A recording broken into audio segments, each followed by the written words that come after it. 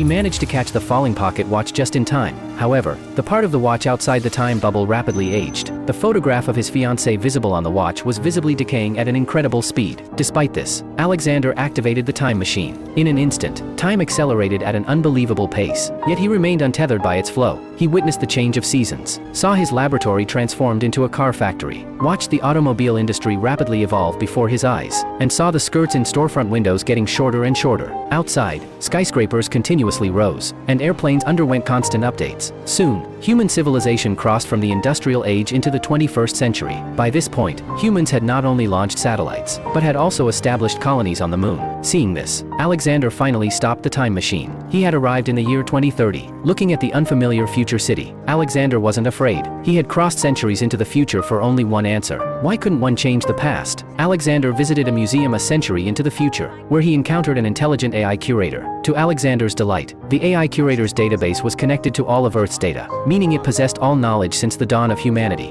Time travel? Yes. Accessing science fiction? No, practical application. My question is, why can't one change the past? Because one cannot travel into the past. The AI curator's words filled Alexander with despair. Alexander believed the technology of this era was still underdeveloped, so he boarded the time machine, preparing to travel another century into the future. But just then, a violent tremor suddenly shook the machine. Alexander was forced to shut it down, and time stopped precisely in the year 2037. The sight before him shocked Alexander. The once bustling future city had been reduced to ruins in just 7 years.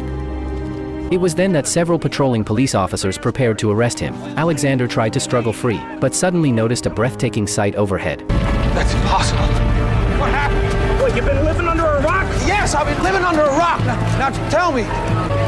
The demolitions for the lunar colony screwed up the orbit, okay? The moon's breaking up, all right? Come on. It turned out that humans had detonated 30 million tons of explosives to build an underground lunar base, causing the moon to shatter. Alexander seized the chance to break free and ran back to the time machine. But just as he pulled the control lever, a sudden tremor hit. Alexander lost his balance and was knocked unconscious. The time machine, however, was still running at full speed, unmanned and fully powered. The time machine was now hurtling into the far future,